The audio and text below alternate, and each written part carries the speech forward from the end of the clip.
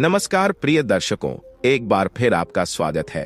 प्रिय दर्शकों, आज फिर एक नया वीडियो, एक नई कहानी लेकर के हम हाजिर हुए हैं। आज की जो कहानी है, आज का जो प्रसंग है, यह बड़ा ही मोटिवेशनल है, बड़ा ही ज्ञानवर्धक है। प्रिय दर्शकों, गधे ने औरतों के बारे में 3 ऐसी गंदी बातें बताई जिसको जानकर आप भी कहेंगे वाकई में यह सच है। आप भी कहेंगे कि यह बातें औरतों पर बिल्कुल सटीक बैठती हैं। सच है पर कड़वा है। मित्रों, गधे ने समाज को सचेत रहने के लिए कई बातें बताई हैं। तो चलिए आपका समय बर्बाद ना करते हुए कथा को आरंभ करते हैं। लेकिन आगे बढ़ने से पहले आपको बता दें कि गरुड़ पुराण में कहा गया है कि कथा हो या सी अगर बीच में छोड़ दिया जाता है तो वह पाप की श्रेणी में आता है। तो आपसे निवेदन है कि इस वीडियो को अंत तक पूरा देखें। और अगर आप एक सनातनी हैं और भगवान श्री राम को मानते हैं तो वीडियो को लाइक करके, चैनल को सब्सक्राइब करके और कमेंट बॉक्स में जय श्री राम जरूर लिखें। तो चलिए कथा शुरू करते हैं। प्रिय दर्शकों, आपसे निवेदन है कि इस कहानी का एक एक शब्द ध्यान से सुनना। यह महत्वपूर्ण कहानी हमारे जीवन में बहुत काम आ सकती है। प्रिय दर्शकों, किसी गांव में किसान के घर में एक बकरा और एक गधा रहता था। बकरा बड़ा चालाक, बड़ा स्वार्थी था, जबकि गधा सीधा साधा और बड़ा मेहनती था। दोनों एक ही किसान के पशु थे और इकट्ठे ही घर में रहते थे। किसान गधे के पीठ पर हमेशा अनाज लाद कर बाजार ले जाया करता था। बोझा ढोने का सारा काम गधे को ही करना पड़ता था। गधे का जैसा काम था, किसान उसको खाने को भी वैसा ही देता। खूब स्वादिष्ट और पौष्टिक आहार गधे को खाने को दिया जाता था और बकरे को रूखा सूखा भूसा डाल दिया करता था।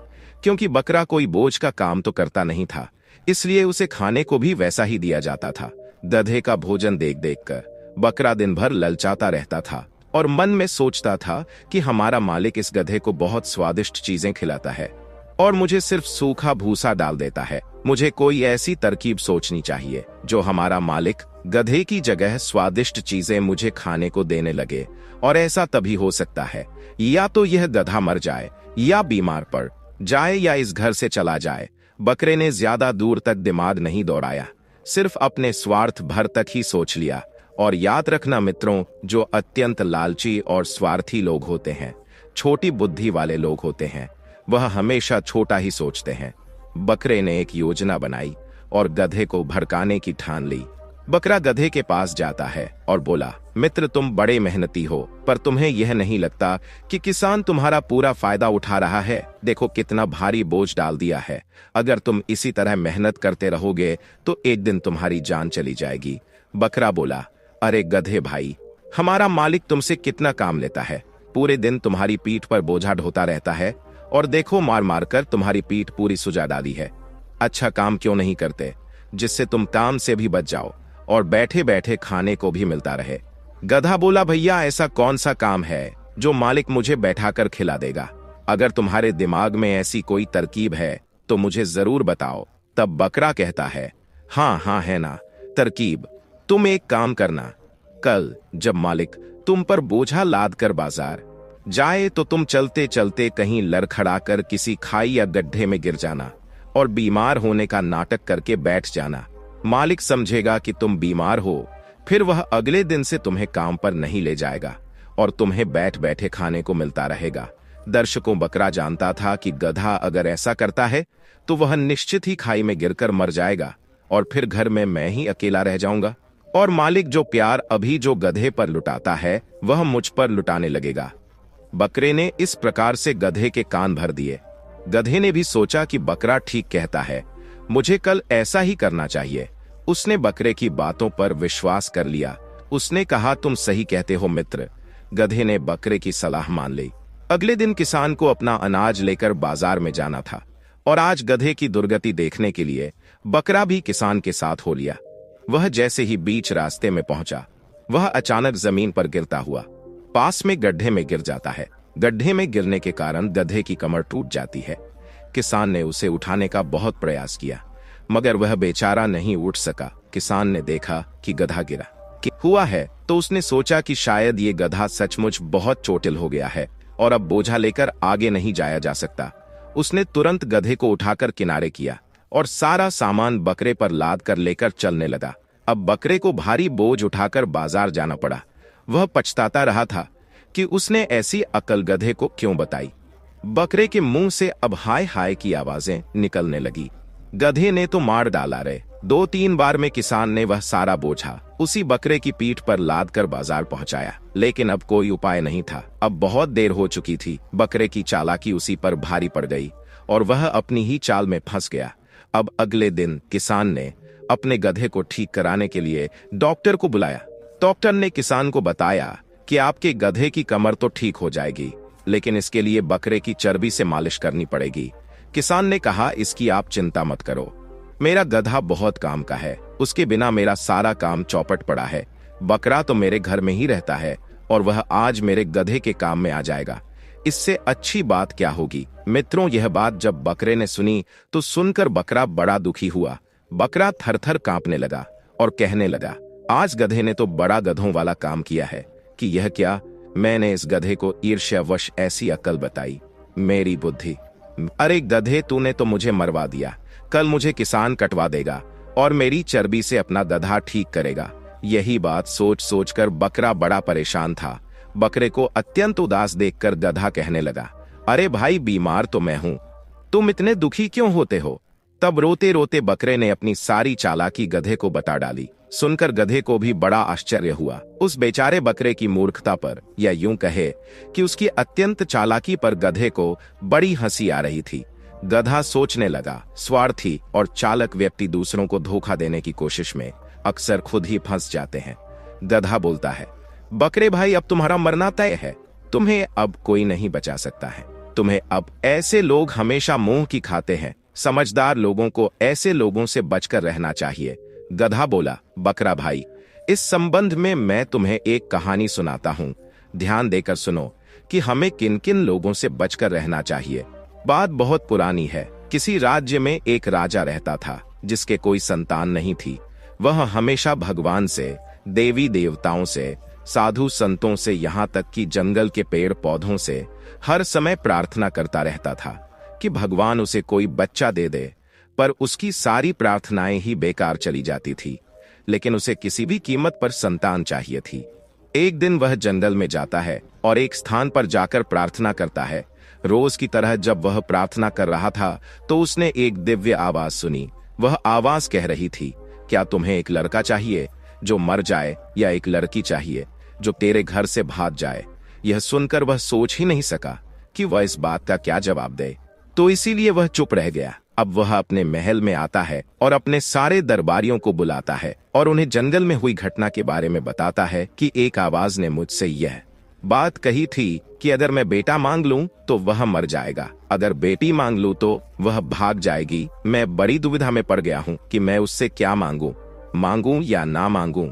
मुझे इस बात का क्या जवाब देना चाहिए।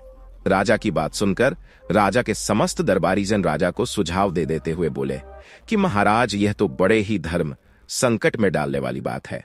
अगर आप लड़के को मांगते हो और जन्म के कुछ दिन बाद वह मर जाता है तो यह ठीक वैसा ही है जैसे किसी बच्चे का ना होना।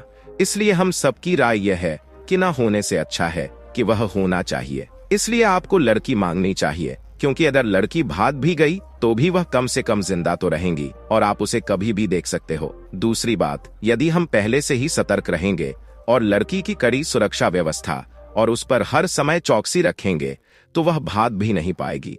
लड़की का भागना और ना भागना तो हमारे हाथ में है, लेकिन लड़के का मरना और उसे बचाना हमारे हाथ में नहीं है। और यदि लड़की हो गई तो हम उसे ताले में बंद करके भी रख सकते हैं ताकि वह कहीं भाग भी ना पाए। प्रिय दर्शकों, दरबारियों की राय लेने के बाद राजा फिर से जंगल में जाता है और उसी जगह जाता है जहां वह रोज आकर प्रार्थना करता था। राजा के समक्ष वही आवाज फिर सुनाई देती है, हे राजा, हम तुम्हारी प्रार्थना से प्रसन्न है। हम तुम्हें यह संतान देने के लिए वाद्य है, परंतु तुम्हें एक ऐसी संतान चाहिए क्या? तुम्हें एक लड़का चाहिए जो मर जाए या एक लड़की चाहिए जो भाग जाए? राजा ने कुछ देर सोच विचार करने के बाद में उस आकाशवाणी को जवाब दिया कि मुझे एक लड़की चाहिए जो भाग जाए। आकाशवाणी ने कहा, जाओ, ऐसा ही होगा। समय आने पर तुम्हारी पत्नी के गर्भ से एक पुत्री पैदा होगी जो आगे चलकर भाग जाएगी। इधर गधा कहता है, हे बकरा भाई, अब आगे सुनो।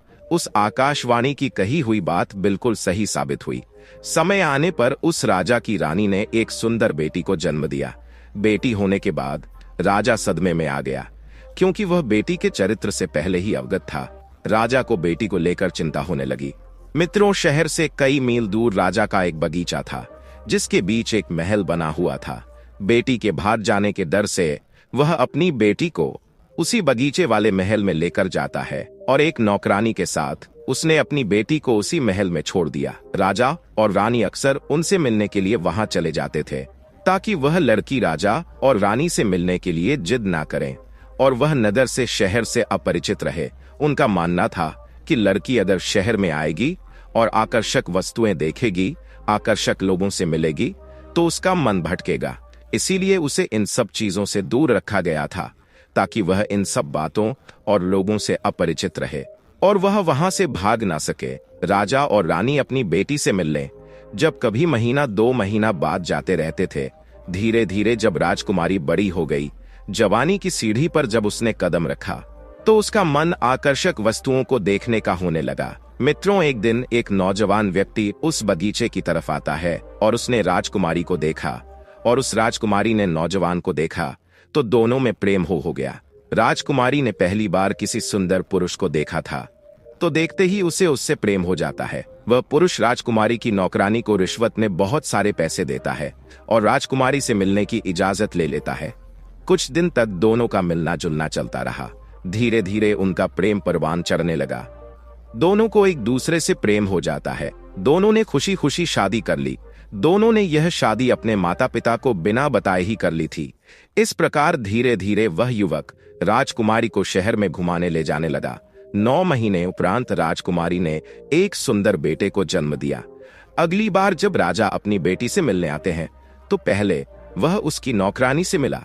उसने उससे पूछा कि उसकी बेटी कैसी है। नौकरानी बोली, बहुत अच्छी है। आप विश्वास नहीं करेंगे कि उसने अभी अभी एक बेटे को जन्म दिया है। यह खबर मैं आपको भिजवाने ही वाली थी। मित्रों, यह सुनकर राजा के पैरों के नीचे से जमीन खिसक जाती है। सोचने लगा कि जिस बात के डर से मैंने उसे शहर से इतनी दूर बगीचे में रखा था, और वही बात हो गई। राजा को बहुत शर्मिंदगी महसूस हुई और वह बहुत गुस्सा भी हुआ। राजा ने उस लड़की से कोई भी रिश्ता रखने से इनकार कर दिया। वह राजकन्या अपने पति और बेटे के साथ उसी बगीचे वाले महल में रहने लगी। यह सुनकर राजा ने उससे कोई रिश्ता रखने से मना कर दिया। इस तरह राजकुमारी अपने पति और बेटे के साथ उसी महल में अकेली रहती रही। धीरे धीरे उसका बेटा बड़ा होने लगा। राजा ने तो उससे संबंध ही तोड़ दिया था। ना तो वह कभी बगीचे में आता था और ना कभी अपनी बेटी और नाती को अपने घर बुलाता था। धीरे धीरे जब वह राजकुमारी का पुत्र 15 साल का हो जाता है, उसके बाद भी उसके बेटे ने कभी अपने नाना को नहीं देखा था, क्योंकि राजा ने अपनी बेटी और उसके बेटे से मिलने से इनकार कर रखा था। राजकुमारी का जो पति था, उस पर भी राजा ने बगीचे में आने पर पाबंदी लगा रखी थी। एक दिन राजकुमारी के पुत्र ने अपनी माँ से कहा, माँ, मैं अपने नाना से मिलना चाहता हूँ। उसकी माँ ने कहा, हाँ बेटा, क्यों नहीं, जाओ, तुम उनके महल में चले जाओ और उनसे मिलाओ। तुम्हारे नाना इसी शहर में रहते हैं। मेरे साथ साथ वह तुमसे भी नफरत करते हैं, शायद उनका मन बदल जाए। गधा बोला, हे भाई बकरे। अगले दिन राजकुमारी का पुत्र सुबह जल्दी उठा और एक घोड़े पर सवार होकर काफी सारा पैसा लेकर अपने नाना से मिलने के लिए चल देता है। जब वह वहां पहुंचा, तो उसके नाना ने उसे कोई प्यार नहीं दिखाया, बल्कि उसकी तरफ देखा भी नहीं और उससे बोले भी नहीं। इस प्रकार कई बार राजा से मिलने के लिए जाता है, मगर राजा ने उसका ठीक से स्वागत नहीं किया। कुछ दिनों के उपरांत वह राजकन्या का पुत्र अपने नाना से कहता है, नाना जी, आप मेरी माँ से और मुझसे इतने नाराज क्यों रहते हैं? लड़के की बात का राजा ने कोई उत्तर नहीं दिया। लड़के ने फिर पूछा, नाना जी, आप कुछ बोलते क्यों नहीं? तुम मेरी माँ को कौन सी शर्त पर क्षमा कर सकते हो? मुझे बताओ, मैं तुम्हारी वह हर शर्त पूरी करने को तैयार हूँ। राजा कहने लगा, पुत्र, मैं तुम्हें और तुम्हारी माँ को एक शर्त पर क्षमा कर सकता हूँ। जब तक तुम जंगल में रहने वाली जादूगरनी का सिर काट कर नहीं लाओगे, तब तक मैं तुमसे नहीं बोलूंगा। यदि तुम उस जादूगरनी का सिर काट कर मुझे लाकर दे दोगे, तो मैं तुम्हें और तुम्हारी माँ को अपना लूंगा। राजकुमार बोला, नाना जी, आप चिंता ना करिए, मैं आपकी यह इच्छा जरूर पूरी करूंगा। मैं उस जादूगरनी का सिर काट कर अवश्य लाऊंगा। राजा बोला, यही तो मैं चाहता हूं कि तुम वहां जाओ और उस जादूगरनी का सिर काट कर लाओ। मित्रों, राजा के मन में कपट चल रहा था। वह उस लड़के को अपने कपट जाल में फंसा रहा था, क्योंकि वह जादूगरनी एक ऐसी जादूगरनी थी जो कोई उसको देखता था वह पत्थर का बन जाता था। और यह बात वह राजा जानता था कि उसके नाती के साथ भी यही होने वाला है। ये उसका शीश लेने जाएगा और उसका चेहरा देखते ही पत्थर का बन जाएगा। इसलिए उसने यह कहा था कि वह उस जादूगरनी का सिर काट कर ले आए। मित्रों, लड़का जादूगरनी के पास जाने के लिए चल देता है। मित्रों, आगे की हर कठिनाइयों से वह अनजान था। उस लड़के ने एक बहुत ही बढ़िया घोड़ा चुना और कुछ पैसे और कुछ खाने पीने का सामान लेकर चल पड़ता है। चलते चलते रास्ते में उसे एक बूढ़ा व्यक्ति मिलता है। बूढ़े व्यक्ति ने जब उस नौजवान बालक को जंगल की ओर जाते हुए देखा तो पूछने लगा, बेटे तुम कहाँ जा रहे हो? लड़के ने जवाब दिया, बाबा मैं जादूगरनी का सर काट कर लाने के लिए जा रहा हूँ। मेरे नाना मेरी माँ से बहुत नफरत करते हैं। वे बस इसी शर्त पर मुझे और मेरी माँ को अपना सकते हैं। बूढ़ा आदमी समझ गया कि राजा की नीयत साफ नहीं है। जरूर उसने इस बालक को जादूगरनी के हाथों मरने के लिए छोड़ दिया है। बूढ़ा आदमी बोला, बेटे इस काम के लिए तुम्हें एक ऐसा घोड़ा चाहिए जो उड़ सके, क्योंकि वहां पहुंचने के लिए तुम्हें एक पहाड़ के ऊपर से जाना पड़ेगा जिस पर बहुत सारे बाघ और जहरीले जीव जंतु रहते हैं। अगर तुम इस घोड़े से जाओगे तो यह तुम्हारा घोड़ा और तुम दोनों उन जंगली जीवों का भोजन बन जाओगे। निश्चित ही वे तुम दोनों को खा जाएंगे। लड़का कहता है, बाबा मुझे ऐसा घोड़ा कहाँ मिलेगा जो उड़ता हुआ जा सके, मुझे उस जादूगरनी तक पहुंचा सके। मुझे बूढ़ा आदमी कहने लगा, रुको मैं तुम्हें एक ऐसा घोड़ा लाकर देता हूँ। ये घोड़ा नदी, पहाड़ों और जंगलों के ऊपर से उड़ता हुआ उस जादूगरनी तक तुम्हें पहुंचा देगा। इतना कहकर वह बूढ़ा आदमी गायब हो जाता है और वह एक अद्भुत और शानदार घोड़े के साथ फिर से प्रकट होता है। घोड़ा उस बालक को देते हुए बूढ़ा आदमी कहने लगा, बेटे अब तुम मेरी बात ध्यान से सुनो। तुम सीधे सीधे उस जादूगरनी को नहीं देख सकते, क्योंकि अगर तुमने उसे देखने का प्रयास किया तो तुम पत्थर के बन जाओगे। तुम्हें उसे देखने के लिए एक विशेष तरह के शीशे की मदद लेनी होगी। और मैं तुम्हें यह भी बताता हूँ कि वह शीशा तुम्हें कहाँ मिलेगा और कैसे मिलेगा। तुम यहाँ से उत्तर दिशा की ओर चले जाओ और थोड़ी दूर जाने के बाद तुम्हें एक संगमरमर का महल दिखाई देगा और उसके आगे एक बगीचा दिखाई देगा जिसमें तरह तरह की फूल वाले पेड़ पौधे लगे होंगे। उस बगीचे में तुम्हें 2 अंधी महिलाएं मिलेंगी। उन दोनों स्त्रियों के पास केवल एक ही आंख है। वे दोनों उस एक आंख को आपस में बांटकर इस्तेमाल करती है, यानी कि उस एक आंख से वे दोनों बदल बदल कर देखती है। उन्हीं स्त्रियों के पास वह शीशा है जो तुम्हें उस जादूगरनी को देखने के लिए चाहिए। यदि तुम्हें उनसे वह शीशा चाहिए तो तुम्हें उसकी उस आंख को चुराना होगा, और जब वह अपनी आंख लौटाने को कहे तो तुम उनकी आंख के बदले उस शीशे को मांग लेना। वह जादूगरनी अक्सर अपना समय घास के मैदान में गुजारती है। लड़के ने बूढ़े को धन्यवाद दिया और वह उस उड़ने वाले घोड़े को लेकर चल दिया। वो उन पहाड़ों को, जंगलों को और नदियों को ऊपर से उड़ता हुआ पार करता हुआ जाने लगा। उन जंगलों में और पहाड़ों पर अनेकों हिंसक जानवर रहते थे। अनेक शेर, चीता, भेड़िया, सांप, बिच्छू, जहरीले जीव जंतु रहते थे और जो उसे खाने के लिए तैयार खड़े थे। वे उसे खाने के लिए दौड़ भी रहे थे, मगर वह उनकी पहुंच से काफी ऊपर उड़ रहा था, इसीलिए वह उसका कुछ नहीं बिगाड़ सके। पहाड़ को पीछे छोड़ता हुआ वह उड़ता चला जा रहा था। तभी उसे दूर एक संगमरमर का महल दिखाई देता है। उसने सोचा कि शायद यही उन अंधी स्त्रियों का महल होगा। उन दोनों अंधी स्त्रियों के बीच में एक ही आंख थी। उस आंख को एक दूसरे को ले देकर इस्तेमाल करती रहती थी। वह लड़का उस संगमरमर के महल के पास पहुंच जाता है। महल का दरवाजा खटखटाने की हिम्मत नहीं कर सका। अब तो वह बगीचे में ही टहलने लगा। उधर वह दोनों अंधी स्त्रियां भोजन करने के बाद अपने बगीचे में टहलने के लिए आती है। उस समय वह राजकुमार पुत्र एक पेड़ पर चढ़कर बैठ जाता है ताकि वे स्त्रियां उसे देख न सके। वे बातें करती हुई उस बगीचे में घूम रही थी। जिस स्त्री के पास आंख थी उसने ऊपर की तरफ मुंह उठाकर देखा और बोली, बहन तुम्हें यह महल देखना चाहिए जो राजा ने अभी नया नया बनवाया है। दूसरी बोली, अच्छा तो तुम मुझे आंख दे दो, तभी तो मैं देख पाऊंगी। पहली वाली ने उसे आंख दे दी, पर जैसे ही उसने हाथ बढ़ाकर आंख लेनी चाहिए तो पेड़ पर बैठे उस लड़के ने नीचे हाथ बढ़ाकर बीच में से ही उस आंख को ले लिया। दूसरी बोली, अरे बहन तुम मुझे आंख क्यों नहीं दे रही हो? तुम सारा कुछ अपने आप ही देखना चाहती हो, लाओ मुझे भी देखने दो। पहली वाली बोली, अरे बहन कैसी बातें कर रही हो, मैंने तो तुम्हें आंख कब की दे दी है। दूसरी वाली बोली, नहीं तुमने मुझे आंख अभी तक नहीं दी है, सचमुच तुम मुझे बेवकूफ बना रही हो। पहले वाली स्त्री ने कहा, बहन मैंने अभी तो तुम्हारे हाथ में वह आंख रखी थी, तुम्हारे पास नहीं है तो कहाँ है? प्रिय दर्शकों, इस प्रकार वे दोनों आपस में बहस करती रही जब तक कि उन्हें यह पता नहीं चल गया कि उनमें से किसी के पास वह आंख नहीं चल गया। वे दोनों विचार करने लगी, बहन जब हम दोनों के पास आंख नहीं है तो फिर हमारी आंख किसने ले ली? लगता है हमारे बीच में कोई तीसरा व्यक्ति भी मौजूद है जिसने हमारे साथ छल करके उस आंख को चुरा लिया है। तभी वे जोर से बोलती हैं, अगर वह आदमी यही है जिसने हमसे हमारी आंख ली है तो मेहरबानी करके वह हमारी आंख हमें दे दे, क्योंकि हम दोनों के पास केवल एक ही आंख है और उसी से हम दोनों बहनें देखती हैं। अगर उसे हमसे हमारी आंख के बदले में कुछ चाहिए तो वह हमें बता दे, हम उसे देने को तैयार है। वह हमें बताए कि वह हमसे क्या चाहता है, हम अपनी आंख के बदले में उसे वस्तु प्रदान करेंगे। तब वह लड़का पेड़ से नीचे उतर आता है और उनसे कहता है, तुम्हारी आंख मेरे पास है, मुझे इसके बदले में आपसे वह शीशा चाहिए जिसमें मैं जादूगरनी को देख सकता हूँ। उन दोनों स्त्रियों ने कहा, बेटा पहले तुम हमारी आंख हमें वापस कर दो, तभी तो हम तुम्हें ढूंढ कर दे सकेंगे। मित्रों, उस लड़के ने उनकी वह आंख लौटा दी। उनमें से एक स्त्री ने अपनी आंख लगाई और दोनों महल में चली गई। कुछ देर में ही एक शीशा लेकर वापस लौटी। उन्होंने वह शीशा उस लड़के को दे दिया और वह राजकुमार शीशा लेकर अपने आगे की यात्रा पर चल पड़ा। चलता चलता धीरे धीरे वह जादूगरनी के बगीचे के ऊपर पहुंच जाता है। बगीचे में से सुंदर सुंदर फूलों की सुगंध हवा से ऊपर आ रही थी।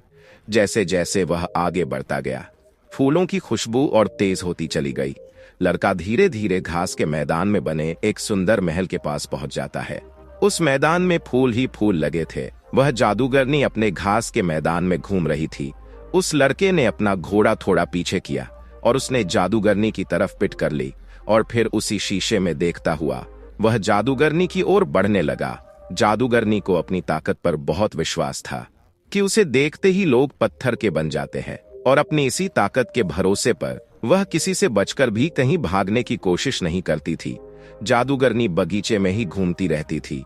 लड़का उसे शीशे में देखते हुए उसके पास तक पहुंच जाता है और अपनी तलवार घुमाकर चलाते हुए उसका सिर काट लेता है। उसके सिर से थोड़ा सा खून निकला जो जमीन पर गिरते ही सांपों के रूप में बदल गया। उस लड़के ने शीशे में देखते हुए वह सिर एक थैली में रख लिया और उड़ने वाले घोड़े पर बैठकर आकाश में उड़ गया। उड़ते उड़ते वह एक बंदरगाह पर पहुंचा जो समुद्र किनारे बना हुआ था। समुद्र के किनारे बना हुआ था। समुद्र के किनारे वो लड़का जाता है तो वहां उसे एक सुंदर सी लड़की काले कपड़े पहने दिखाई देती है। वो लड़की वहां खड़ी होकर रो रही थी। उसने उस लड़के को देखा तो वह लड़की चिल्लाने लगी, चले जाओ, यहां से चले जाओ, यहां अगर अजगर आ गया तो वह तुम्हें भी खा जाएगा। वह रोज एक जिंदा आदमी को खाता है। आज मेरी बारी है, इसलिए मैं यहाँ उसका इंतजार कर रही हूँ, पर तुम यहाँ से चले जाओ। तुम कौन हो? लड़के ने उसे धीरज बंधाया। देखो तुम घबराओ नहीं, मैं तुम्हें उस अजगर से बचा लूंगा। लड़की रोते रोते बोली, यह नामुमकिन है, उस विशाल से अजगर को मारना बहुत कठिन काम है। लड़का उसे तसल्ली देते हुए बोला, तुम डरो नहीं और आओ मेरे घोड़े पर बैठ जाओ। इतना कहकर लड़के ने लड़की को अपने घोड़े पर बैठा लिया। उसी समय पानी में छपाक सी आवाज सुनाई देती है। वह आवाज उसी अजगर की थी जो समुद्र से बाहर निकलकर उसे खाने वाला था। तो लड़के ने लड़की से अपनी आंख बंद करने के लिए कहा और उसने भी अपनी आंखें बंद करके थैले में से उसी जादूगरनी का सिर निकाल दिया। उधर अजगर ने पानी में से अपना सिर बाहर निकाला तो उस जादूगरनी का वह सर दिखाई दिया। सर देखते ही वह अजगर तुरंत पत्थर का बन गया और समुद्र की तने में डूब गया। वह लड़की एक राजा की बेटी थी, तो लड़की को अजगर से बचाकर वह राजकुमार उसके माता पिता के पास ले जाता है। राजा और रानी दोनों ही अपनी बेटी को जिंदा और सही सलामत देखकर बहुत खुश होते हैं। इसके बदले में राजा ने अपनी बेटी की शादी उस लड़के से कर दी और वह लड़का कुछ दिन उनके पास रहा। उसके बाद वह लड़का राजकुमारी को साथ लेकर अपने राज्य के लिए लौट आता है और कहा, मैं खुद ही अपने राज्य का राजा हूं और उसे वापस लौटना है। राजकुमारी को लेकर वह अपने नाना के पास पहुंचा। राजा अपने नाती को जिंदा वापस आया देखकर बड़ा आश्चर्यचकित होता है और साथ ही कुछ दुखी भी होता है। लड़का बोला, नाना जी, आप यही चाहते थे ना कि मैं जाऊं और जादूगरनी का सिर काट कर ले आऊं? तो देखिए, मैं उसका सिर काट कर ले आऊं। तो देखिए, मैं उसका सिर काट कर आया हूं। इतना कहकर उसने अपनी आंखें बंद करके जादूगरनी का सिर थैले से निकाला और राजा के सामने कर दिया। जैसे ही राजा ने उसका सिर देखा तो वह राजा पत्थर का बन जाता है। मित्रों, इसे उसकी करनी का दंड मिल जाता है। उसके बाद लड़का अपने माता पिता के पास वापस चला जाता है। बाहर से उन सब को लेकर वह अपने नाना के राज्य में लौटता है और अपने नाना के बाद वह लड़का वहां का राजा बन जाता है। उस राजकुमारी से उसकी शादी हो गई थी और वह खुशी खुशी उसी नगर में रहने लगी। मित्रों, इस कहानी में सीखने वाली बात यह है कि ऐसे 4 प्रकार के लोग जो आपके सामने आपके भले बनने का दिखावा करते हैं, लेकिन भीतर से आपको नष्ट करने का षड्यंत्र रचते रहते हैं, उन लोगों से बहुत ही सावधान रहने की जरूरत है, क्योंकि वह लोग मुंह के मीठे और मन के बहुत कड़वे होते हैं। उनके मुख में अमृत और हृदय में हलाहल होता है। ऐसे लोगों को पहचानना बहुत मुश्किल होता है, जो आपके साथ रहकर आपका नुकसान करते रहते हैं। अब सवाल यह है कि उन्हें कैसे पहचाने। तो मित्रों, एक गधे ने उनकी कुछ पहचान बताई है। नंबर 1, ईर्ष्यालु व्यक्ति। जो लोग आपके अच्छे काम, सफलता और गुणों से जलते हैं और सामने से आपके मित्र होने का नाटक करते हैं, वे आपको हानि पहुंचाने के लिए गुप्त रूप से योजना बनाते हैं और आपके सम्मुख आपके गुण गाते रहते हैं। ऐसी दोमुही चेहरे वालों से सदैव सावधान रहना चाहिए। नंबर 2, मतलबी मौका परस्त लोगों से। ऐसे लोग केवल अपने लाभ के लिए आपके साथ होते हैं। वे तब तक आपके पक्ष में रहते हैं जब तक उन्हें आपसे कोई फायदा मिलता है, लेकिन मौका मिलते ही आपको नुकसान पहुंचाने में भी वे पीछे नहीं हटते। नंबर 3, ऐसे व्यक्ति जो आपकी तरक्की से, आपके हुनर से जलता हो। ये लोग अंदर से आपको पसंद नहीं करते और आपके ऊपर तो नकारात्मक भावना रखते हैं। हालांकि सामने से वह आपके हितैषी होने का नाटक करते हैं, परंतु उनका असली दोष आपको गिराना या कमजोर करना होता है। ऐसे लोगों से सदैव सावधान रहना होगा और उनके इरादों को समझना बहुत ही महत्वपूर्ण है। नंबर 4, इस प्रकार के लोग वे हो सकते हैं जो आपके सामने स्वयं को लज्जित या शर्मिंदा महसूस करते हैं, या आप उनके किसी ऐसे राज से वाकिफ होते हैं जो उन्हें कमजोर, बदनाम या पराजित कर सकता है। ये लोग इस कारण आपसे भयभीत होते हैं और अपने भीतर असुरक्षा का भाव रखते हैं। उनकी यह सुरक्षा धीरे धीरे आपको नष्ट करने की ओर ले जाती है, क्योंकि वे आपके प्रति विश्वास और द्वेष पाल लेते हैं।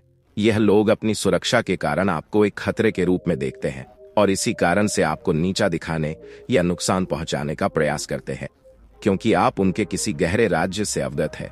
वे इस तरह डर में जीते हैं कि आप उनका कब पर्दाफाश कर सकते हैं, इसलिए वे आपके प्रति भीतर ही भीतर शत्रुता पाल लेते हैं। रिश्तों में झूठी विनम्रता। ऐसे लोग आपके सामने झूठी विनम्रता और सम्मान दिखाते हैं, लेकिन उनके भीतर आपकी ओर नकारात्मक भावनाएं होती हैं, जो समय के साथ हानिकारक बन सकती है। गधा बोला, मित्र, तुम्हारे जैसे लोग जो अंदर ही अंदर लोगों की खुशियों से जलते हैं, उनका उसी राजा की तरह हाल होता है। मित्रों, अपनी ईर्ष्या के कारण बकरा मर गया और उसकी चर्बी का इस्तेमाल गधे की कमर ठीक करने के लिए किया गया। तो मित्रों, इसीलिए ऐसे लोगों से हमें सचेत रहना है। मित्रों, तो इस कहानी से आपने क्या सीखा? इस कथा के विषय में आपके क्या विचार हैं? कृपया अपनी राय कमेंट बॉक्स में प्रस्तुत करें। तो प्रिय दर्शकों, आशा करते हैं आपको यह कथा अवश्य ही पसंद आई होगी। अगर आपको यह कथा पसंद आई है तो इस वीडियो को लाइक करिए, साथ ही इस वीडियो को ज्यादा से ज्यादा लोगों में शेयर करें ताकि उन्हें भी इस विषय में पता चल सके, और इस वीडियो के कमेंट सेक्शन में जय श्री कृष्णा अवश्य लिखें। बाकी मित्रों, इस वीडियो को यहाँ तक देखने के लिए आप सभी लोगों का दिल से धन्यवाद। जय श्री राम।